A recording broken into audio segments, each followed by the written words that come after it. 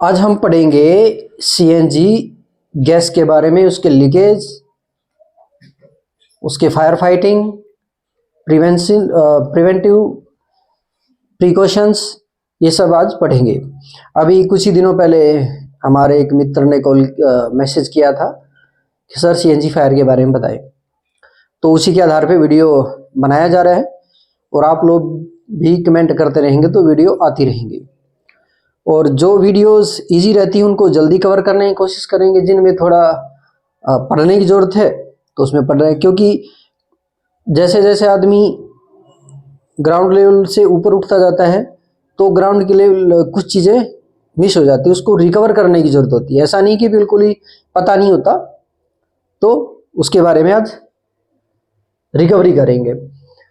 मैंने यहाँ लिख दिया CNG gas fire cause prevention and fire fighting measures. मतलब सीएनजी गैस से होने वाली फायर के कारण क्या होते हैं और उसके प्रिकॉशंस क्या लिए जाते हैं और उसमें फायर फाइटिंग मेजर्स क्या क्या प्रयोग किया जाता है, उसके बारे में जानेंगे। तो सबसे पहले ये जान लेते हैं हम कि जो सीएनजी गैस होती है एक्चुअल में वो है क्या।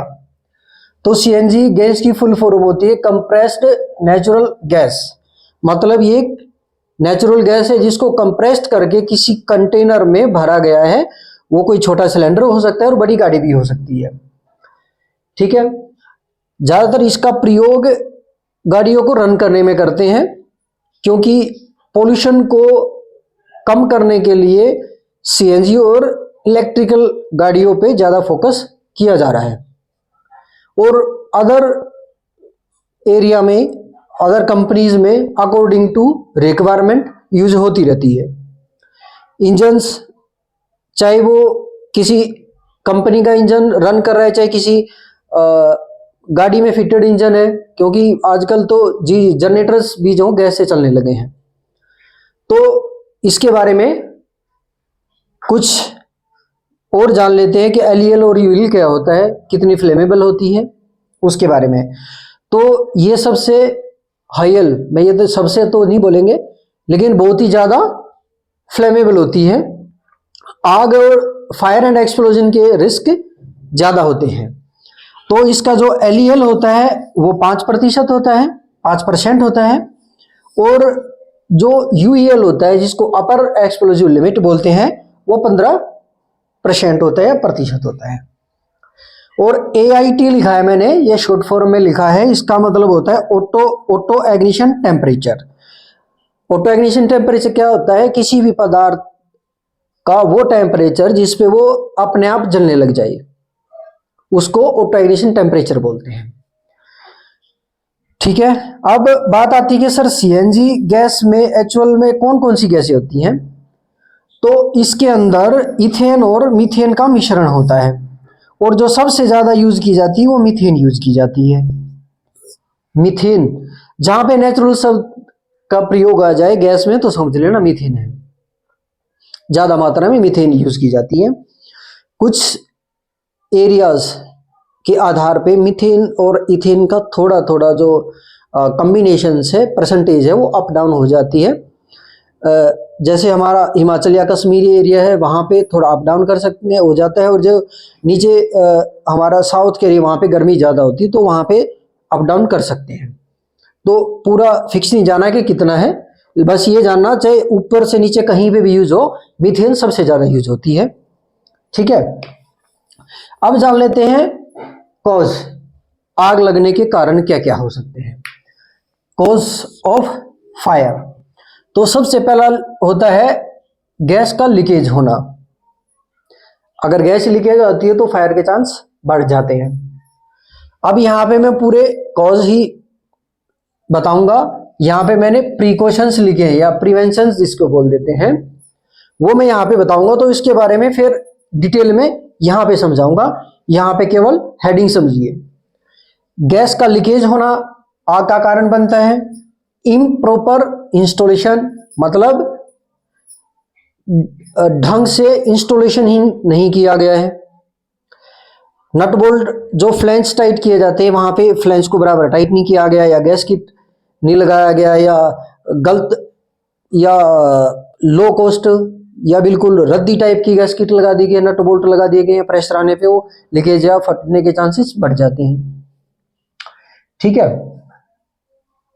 तो प्रॉपर इंस्टॉलेशंस का ये होता है, एक जंपर लगाया जाता है जो फ्लैंचोस के बीच में होता है, जंपर का ना लगाना, तो ये सारे इम्प्रॉपर इंस्टॉलेशंस में आते हैं, यानी जो एक इंस्टॉलेशंस करने का एसओपी है उसको फॉलो नहीं किया गया है, ये बोल सकते हो, या फॉलो किया गया है लेकिन पूरा नहीं किया गया है। उसके बाद आता है फॉल्टी मेंटेनेंस, मतलब मेंटेनेंस, किसी भी चीज का मेंटेनेंस करते हैं अगर उसको ढंग से मेंटेन नहीं किया जाएगा तो वो कहीं ना कहीं फॉल्ट ही क्रिएट करेगा। तो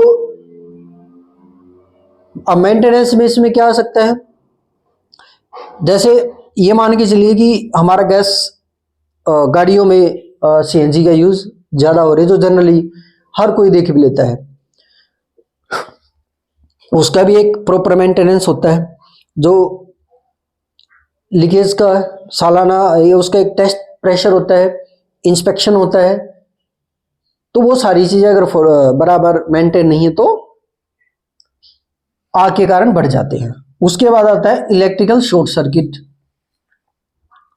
जहां पे आपने गैस का स्टोरेज किया है, चाहे वो गाड़ी है उसमें सिलेंडर लगा दिया है या कोई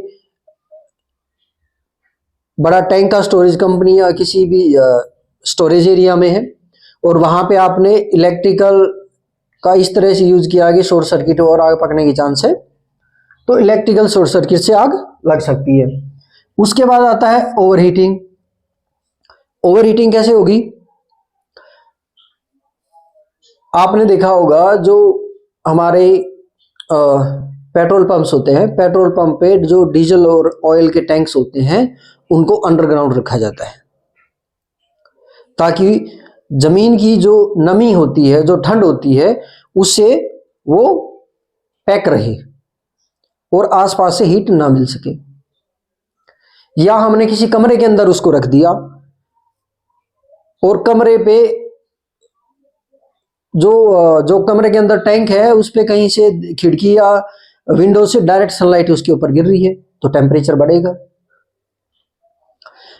या उसके साथ में और भी कोई हीटिंग वाली मशीनें हैं आसपास में तो हीट क्रिएट करेंगी। मतलब कोई भी एक ऐसा साधन हो सकता है जिससे सिलेंडर या जहां पे आपका स्टोरेज है उसके आसपास में कुछ ऐसा सामान रख देना जिससे इस सिलेंडर की हीट बढ़ जाए, तो वो ओवर हीट होकर के क्या होगा, लीकेज होगा, एक्सप्लोजन होगा और फायर में क्रिएट हो जाएगा। ठीक है, उसके बाद आता है एग्निशन सोर्स। अब एग्निशन सोर्स इलेक्ट्रिकल भी होता है, ठीक है, और हीट भी होता है। एग्निशन सोर्स बोले तो जहां पे आपको स्टोरेज करना है वहां पे एग्निशन सोर्सेस रिसोर्सेज को हटा देना है, या अगर ज्यादा ही जरूरत है तो उसको इस ढंग से इंस्टॉल किया जाए कि वहां पे एग्निशन बने ही ना। जैसे कई बार देखा गया है सीएनजी गाड़ियों में, लोग गाड़ी में चल रहे होते हैं, उसके अंदर गैस लीकेज हो जाती है और अंदर कोई सिगरेट पीता हो तो एक्सप्लोजन हो जाता है, आग लग जाती है। तो वो जो सिगरेट मिली उसको वो एग्निशन का सोर्स था। ठीक है, तो ये हो गया। अब बात करते हैं प्रिकॉशंस की। प्रिकॉशंस क्या लेंगे, जो कारण है उसके अगेंस्ट में आपको इंप्रूवमेंट करना है या उससे पहले सावधानियां बरतनी है, वही प्रिकॉशंस होता है।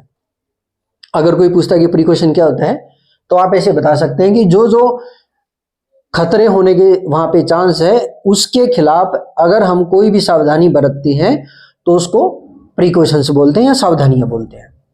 ठीक है, तो प्रॉपर इंस्टॉलेशंस, मतलब जब भी आप कोई भी इंस्टॉलेशंस करते हो, चाहे वो गैस का फ्लैंच है, चाहे वो जंपर है, चाहे नट बोल्ट से टाइट कर रहे हो आप, चाहे उसकी वेल्ड जो पाइप उसमें यूज करो उसका जो वेल्डिंग, क्योंकि पाइप से जब कनेक्टिविटी हम लेते हैं तो वेल्डिंग्स बराबर होती हैं, या जो गैस सिलेंडर्स आप इसमें गाड़ियों में यूज होते हैं जो सिलेंडर में टाइट करके आप पाइप आगे फ्यूल इंजन तक लेके जाते हो, वो ज्यादा कहीं से क्रैक हो गया है, मोड़ते हैं ना उसको, मोड़ने में क्रैक हो गया या ज्यादा पतला था, आपने ऐसी जगह पे इंस्टॉल किया कि बंदा गाड़ी से उतरता चढ़ता हर बार उसके ऊपर पैर टिकता, तो क्या होगा, वो इंस्टॉलेशन गलत इंस्टॉलेशन होता है।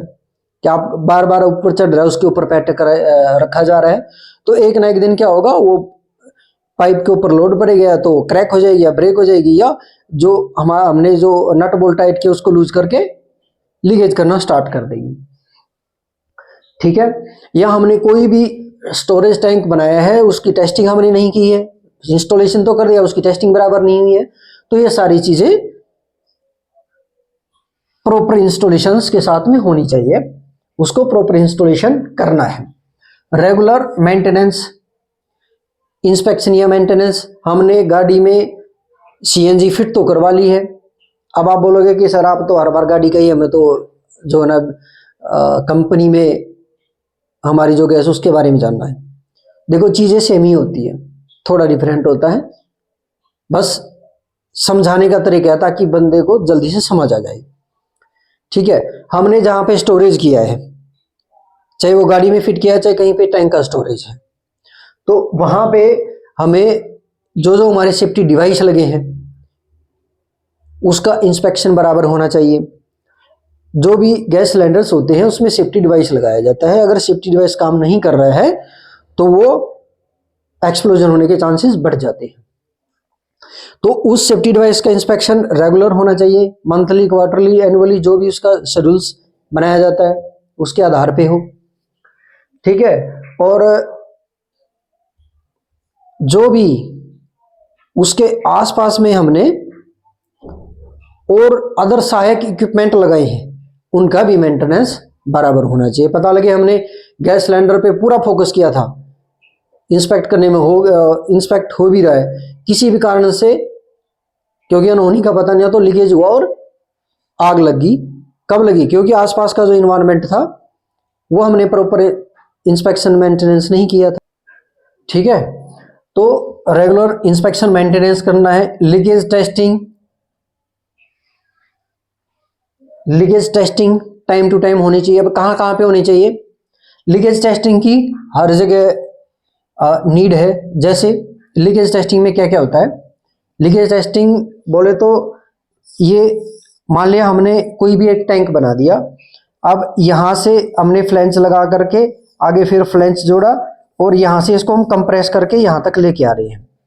ठीक है, और ये जो हमारा टैंक है, वेसल टैंक या सिलेंडर जो भी रहता है, इसका एक HPT hydraulic testing pressure timely होना चाहिए। हाइड्रोलिक टेस्ट प्रेशर से आपके लीकेज का भी पता लग जाता है कि बॉडी कितनी अभी हार्ड है या कितनी जान उसमें बची है। ठीक है, उसके बाद ये जो पाइपलाइन होती है इसका भी टेस्ट हाइड्रोलिक प्रेशर से टाइमली कराना चाहिए। उससे क्या होता है, ये जो आपके फ्लैंचेस है जब लंबे समय तक वहां पे लग जाते हैं तो आपने देखा होगा पानी की भी जो फ्लैंच है वहां से भी लीकेज होना स्टार्ट हो जाता है। तो टाइमली इनका भी टेस्टिंग होना चाहिए ताकि हमें लीकेज होने से पहले ही उन चीजों से हम सतर्क हो सके। उसके बाद आता है avoid heating, overfilling, avoid overfilling. Overfilling बोले तो सिलेंडर की जितनी कैपेसिटी है उतना ही भरे। दूसरा, अगर हमने स्टैंडर्ड बनाया है कि 200 केजी या बार के प्रेशर से उसको भरना है तो 200 बार केजी प्रेशर से ही भरे। ये ना सोचे कि हम उसके अंदर 300 के प्रेशर से भर दूं तो ज्यादा गैस आ जाएगी, या ओवरफिलिंग में एक तो ये आ गया, उससे ज्यादा प्रेशर में अब हम क्या करते हैं, ओवर प्रेशर फिलिंग कैसे भी हो सकती है, एक तो ये हो गया। दूसरा, जब कहीं पे ओवर हीट जहां पे हो सकती है वहां पे उसको रख देते हैं तो उसका जो प्रेशर है ना अंदर का वो ऑटोमेटिकली इंक्रीज होता रहता है। अब आप बोलोगे कि सर हमने तो 200 का जो स्टैंडर्ड था उतना ही भरा है, अब क्या होगा? तो ये जो ना, ये वाला जो टैंकर के ऊपर हीट पड़ती है या किसी टैंक के ऊपर जिसमें गैस भरी है उस पर हीट पड़ती है तो क्या होता है, उसके अंदर ओवर प्रेशर ऑटोमेटिकली क्रिएट हो जाता है। हमने भरा नहीं था लेकिन ऑटोमेटिकली क्रिएट हो जाता है। तो उसके लिए सेफ्टी डिवाइस लगाना चाहिए। ठीक है, keep away from heat and flame. जहां पे हीट रहती है या आग जलने के चांसेस रहते हैं, या जहाँ पे फ्लेम कंटिन्यूस जलती रहती, कुछ ऐसे हो रही थे वहाँ पे फ्लेम चलती रहती, बर्नर्स वगैरह हो गए, तो उससे दूर इंस्टॉलेशन करना है, उससे दूर रखना है। इलेक्ट्रिकल सेफ्टी, उस एरिया में जिससे आप मान लिया टैंक को आप किसी पंप से फिल कर रहे हो, उसमें इलेक्ट्रिकल यूज हो रहा है, तो उसके जो कनेक्शंस हैं, जो उसके अंदर वायर यूज हुई है, वो स्टैंडर्डाइज होनी चाहिए, IS अप्रूव्ड होनी चाहिए। और इसमें दूसरा और क्या होता है इलेक्ट्रिकल सेफ्टी में, जो स्टैटिक चार्ज इसको बोल देते हैं, घर्षण से हीट इलेक्ट्रिक क्रिएट होता है। कई जगह पे आपने देखा होगा कि जब हम ऐसे करके चलते हैं ना, तो हमारे यहाँ बगल में रगड़ लगती है और हल्का सा करंट जनरेट होता है, तो वो भी इलेक्ट्रिकल स्टैटिक इलेक्ट्रिक एनर्जी है, वो भी सेफ्टी आपको यहाँ पे इंश्योर करनी है। जब गाड़ियां बाहर से आती है और हम अपने टैंक में ट्रांसफर करते हैं, तो वहां पे आपको अर्थिंग देनी है। अर्थिंग देने से क्या होगा, जो स्टैटिक चार्ज हो रहा है ना, जो प्रेशर के साथ में हम गाड़ी में फिल करा, तो वहां पे स्टैटिक चार्ज होता है, या गाड़ी बाहर से रन होकर के आती है तो स्टैटिक चार्ज होता है, वो उसको अर्थिंग करके जमीन में उतार देती है। वो भी एक इलेक्ट्रिकल सेफ्टी में कंसीडर करेंगे। उसके बाद आता है यूज क्वालिटी इक्विपमेंट या टूल्स। जैसे अब यहाँ पे कौन कौन से टूल, जब आपको कोई भी, जैसे मैंने यहाँ पे पाइप और ये सब बताया, कि जब हम इसके नट बोल्ट टाइट कर रहे हैं, तो नॉन स्पार्केबल टूल्स आते हैं, आपको वो यूज करना है। ऐसा टूल यूज नहीं करना है जिसके कसने से स्पार्क जनरेट होता हो या हीट जनरेट होता हो। वो ज्यादातर गन मेटल हो सकता है जिससे स्पार्क जनरेट ना हो। बहुत सारे आजकल तो इतनी टेक्नोलॉजी है कि हार्ड प्लास्टिक के इक्विपमेंट आ गए हैं, टूल्स आ गए हैं जिसको यूज करते हैं, हार्ड रबड़ के आ गए हैं जिसको यूज करके हम नट बोल्ट ओपन कर लेते हैं। ठीक है, वो आप ये भी हो सकता है। और जब बाहर से हम गाड़ी मंगाते हैं अपने स्टोरेज टैंक में डालने के लिए, तो वहां पे एक ये जैसे ये गाड़ी यहाँ से एक पाइप ले करके वो हमारे इनलेट कनेक्शन में डालता है जिससे टैंक फिलिंग होती है। फिर वो क्या करता है, यहाँ के नट बोल्ट टाइट करता है और यहाँ के करता है। अब उसने यहाँ से इसमें गाड़ी में गैस ट्रांसफर करना शुरू कर दिया, उसको लगा के कहीं पे लीकेज है, तो वो उसको वहां पे टाइट करना शुरू कर देता है। अगर जो वो टाइट करता है वहां पे अगर स्पार्क वाले टूल्स आपने यूज किए तो आग लगने के चांस बढ़ जाते हैं, और लगी भी है बहुत सारी जगह। तो यहाँ पे ज्यादातर ध्यान देना है इस पोजीशन में कि नो स्पार्केबल टूल हो, मीन्स जो टूल स्पार्क जनरेट नहीं करते हैं वैसे टूल का आपको यूज करना है। उसके बाद आता है इमरजेंसी ट्रेनिंग, शटडाउन, SOP। अब इमरजेंसी ट्रेनिंग में क्या है, जो वहां पे काम कर रहे हैं उस एरिया में जो ऑक्युपाइड है, मान लिया कोई भी एक यार्ड बना दिया आपने और वहां पे गैस की स्टोरेज है, वहां पे किसी को तो ऑपरेट करने के लिए रखा होगा। वहां पे जिन लोगों का आना जाना रहता है या जो लोग ऑपरेट करते हैं, चाहे हाउसकीपिंग से रिलेटेड है, चाहे कोई हॉर्टिकल्चर है, चाहे कोई भी है जिसका इसके अंदर आना जाना रहता है, उन सभी को यहाँ की इमरजेंसी की ट्रेनिंग्स आपको देनी है कि यहाँ पे क्या क्या खतरे हैं और क्या क्या सावधानियां आपको बरतनी है।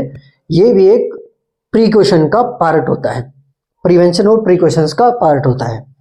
ठीक है, उसके बाद आता है शटडाउन, SOP। कोई लोग 3 साल में लेता है तो कोई 5 साल में लेते हैं, और कुछ थिकनेस ये बीच बीच में थिकनेस टेस्ट कराते हैं तो 7 साल में भी लेते हो। सोचते हैं अगर चल रहा है तो चलने दो, 7 साल में करा दिया। तो जब भी वहां का आप इस टैंक पे कोई भी काम करोगे तो शटडाउन लेना है आपको। पता लगे आपको लगा कि यहाँ पे कुछ लीकेज हुआ, मैं इसको वेल्डिंग करा लूं, तो शटडाउन के बगैर वेल्डिंग करानी ही नहीं है। और शटडाउन का एक SOP बना हुआ होना चाहिए और उस एरिया में डिस्प्ले होना चाहिए।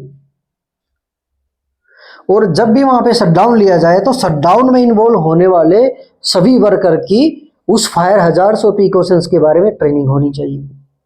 ठीक है, उसके बाद आता है इंस्टॉलेशन ऑफ सेफ्टी डिवाइस। जैसे मैंने ऊपर भी बता दिया था कि सेफ्टी डिवाइस वहाँ पे इंस्टॉल होना चाहिए। अगर ओवर प्रेशर हो जाता है, ओवर हीटिंग हो जाता है, तो वो हमें इंडिकेट कर सके कि ओवर प्रेशर हो गया है, ओवरफिल होने जा रहा है। ऐसा नहीं कि हम भरे जा रहे हैं, हमें पता ही नहीं है। तो सेंसर ऑटो कट जो मार देते हैं वो एक सेफ्टी डिवाइस है। हमने मान लिया कि हमने कोई भी सिलेंडर है,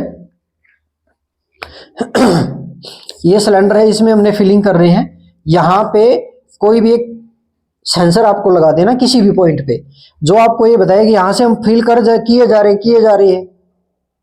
अब ये ओवर प्रेशर हो जा रहा है, तो ओवर प्रेशर या उसकी जो कैपेसिटी है उससे एक्सीड कर रहा है, ज़्यादा हो जा रहा है, तो इस सेफ्टी डिवाइस को इंडिकेट करे और हमें इंफॉर्मेशन दे ताकि हम इसको टाइम से हटा सके। तो सेफ्टी डिवाइस ये होते हैं। ठीक है, अब इसके बाद करेंगे FFE। मैं इसको मिटा दे रहा हूं। FFE बोले तो फायर फाइटिंग इंस्टॉलेशंस या फायर फाइटिंग कंट्रोल मेजर, जो हमने यहां पे छोड़ दिया था। शॉर्ट में लिख दे रहा हूं FFI, फायर फाइटिंग इंस्टॉलेशंस। अब फायर फाइटिंग इंस्टॉलेशंस का हमने जितना भी अपने यार्ड में स्टोरेज किया है उसके आधार पे हमें यहाँ पे हाइड्रेंट या मॉनिटर्स या इसके प्रोटेक्शन के लिए स्प्रिंकलर्स, कूलिंग के लिए, ये सारी चीज़ें लगी होनी चाहिए ऑपरेशन करने से पहले ही। इसमें फिलिंग करने से पहले ये सारी चीज़ें टेस्ट होनी चाहिए। और जितनी हमारी रिक्वायरमेंट है, अगर हमारी रिक्वायरमेंट 15 की है कि 15 हाइड्रेंट चाहिए या 15 स्प्रिंकलर चाहिए फॉर एग्जांपल, तो आप 15 तो रखो ही रखो, कोशिश करो कि 2-4 प्लस में रखो। अगर स्मॉल फायर है तो उसके लिए एक्सटिंग्विशर जगह जगह पे, जैसे यहां से पंप के माध्यम से इसको फिल किया जाता है, तो यहाँ पे एक्सटिंग्विशर्स होने चाहिए ताकि पंप में कोई भी शॉर्ट सर्किट टाइप का हो तो हम उसको बुझा सके। इसके आसपास में कोई भी घास नहीं जमा होना चाहिए। जैसे ही गैस थोड़ा भी आ जाता है तो उसको, जैसे भी घास उग जाता है तो उसको टाइमली काट देना चाहिए।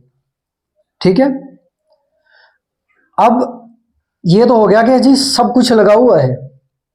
अब हमें लीकेज से लड़ना कैसे है, हमें प्रिकॉशन कैसे लेनी है, फायर फाइटिंग क्या करें। सारी चीजें लगी हुई हैं लेकिन उसके बावजूद भी आग लग गई, अब क्या करें। तो देखो, जैसे मैंने लिख दिया 1 और 2, 2 टैंक है हमारे। मॉनिटर्स जो लगे होते हैं ना, यहाँ पे कोशिश करो कि मॉनिटर इसकी रिक्वायरमेंट से 1-2 ज़्यादा ही लगा हो। और जो मॉनिटर है, जो फायर फाइटिंग सिस्टम, उसका मंथली टेस्ट भी होना चाहिए, वीकली वो आप अपने हिसाब से कर सकते हो। उसका जो जेट है वो बिल्ड इस टैंक के बिल्कुल सेंटर में गिरना चाहिए ताकि इसके ऊपर पानी गिरे तो चारों तरफ फैले। ऐसा नहीं कि हमारा जो इसका जेट है वो यहीं तक जा रहा है, वो बाकी का हिस्सा पे पानी नहीं पहुंच रहा, हमने यहां टक्कर मार दी बस और कहीं जा ही नहीं रहा है। और यहां पे जो मॉनिटर भी आप यूज करोगे तो आपको स्प्रे वाली नोजल उसके अंदर लगी होनी चाहिए। मॉनिटर के सामने स्प्रे वाली नोजल हो या बोथ हो, स्प्रे और जेट दोनों ब्रांच के, ऐसी नोजल आप यूज कर सकते हो। ठीक है, तो ये हो गया। अब हम बात करते हैं कि कई बार क्या होता है, इंटरव्यू में पूछ लिया जाता है कि गैस फायर कौन सी कैटेगरी में आती है, गैस फायर को कैसे बुझाया जाता है। तो एक चीज हमेशा याद रखो, हम पहुंच जाते हैं एक्सटिंग्विशर पे, सर गैस फायर है तो इस पे पाउडर टाइप एक्सटिंग्विशर यूज करेंगे। अब सामने वाले ने बोल दिया भाई पाउडर टाइप एक्सटिंग्विशर से तो आग बुझ नहीं रही, अब क्या करोगे, अब कंफ्यूज हो जाती है। तो एक चीज माइंड रखो हमेशा, ऑयल एंड गैस की आग, ऑयल एंड गैस की आग जब तक आप उसको आइसोलेट नहीं करोगे, वॉल बंद नहीं करोगे, तो आग बुझा ही नहीं सकता। कोई धरती पे माई का लाल पैदा नहीं हुआ जो इस आग को बुझा दे। तो सबसे पहले एक बात याद रखना, आप सिलेंडर मत बताओ, एक्सटिंग्विशर मत बताओ कि मैं ये यूज करूंगा। एक बात बोल दो सीधा कि सर वॉल बंद कर देंगे। अब वो बोलता है, वो समझ जाएगा भाई बंदा डायरेक्ट वॉल बंद करने पे जा रहा है तो समझदार है, नॉलेज रखता है, मैं भी आगे ना पूछे। अगर पूछ लेता है भाई वॉल बंद कैसे करेगा, वहां तो आग लगी है। अब क्या होता है, हमारे पास ये जो हाइड्रेंट लगे हुए हैं, हाइड्रेंट में एक होज कनेक्ट करेंगे जो फोग बनाएगी, ठीक है। और मान लिया यहां पे लीकेज है, ये हमारा टैंक है, यहां पे लीकेज है, तो इसके आसपास के जो भी हमारे स्प्रिंकलर्स लगे हुए हैं, जो हाइड्रेंट है, सबका फोकस इसके ऊपर कर देंगे। अब क्या होगा, टैंक से लीकेज तो हो रही है लेकिन आग नहीं लगेगी, क्योंकि आग लगने के लिए हीट चाहिए होता है। आप पानी उसके ऊपर डाल रहे हो तो आग तो जल ही नहीं सकती, वहां पे केवल लीकेज बचेगा। अब आप लीकेज को एल्यूमिनियम सूट, फायर सूट पहन करके डायरेक्ट जा करके अपनी वॉल को क्लोज कर सकते हैं। अब बोलोगे सर ये तो टैंक है, तो इसके लिए क्या प्रिकॉशन होगा, तो जहां पे टैंक होते हैं वहां पे लीकेज किट रखी जाती है। किसी भी लीकेज को अरेस्ट करने के लिए लीकेज किट होती है, लीकेज किट को इसको अरेस्ट करेंगे। अगर आपके वहां रखी है तो टाइमली, जब भी आपका टाइम रहता है, महीने 2 महीने में 6 महीने में एक प्रैक्टिस होनी चाहिए लीकेज अरेस्ट करने की। जब भी गैस में आग लगती है तो लीकेज ज्यादा खतरनाक होता है, फायर ज्यादा खतरनाक नहीं होती है। जब तक लीकेज है तो समझ लेना वो कभी भी बहुत बड़े खतरे को अंजाम दे सकता है। कैसे, मान लिया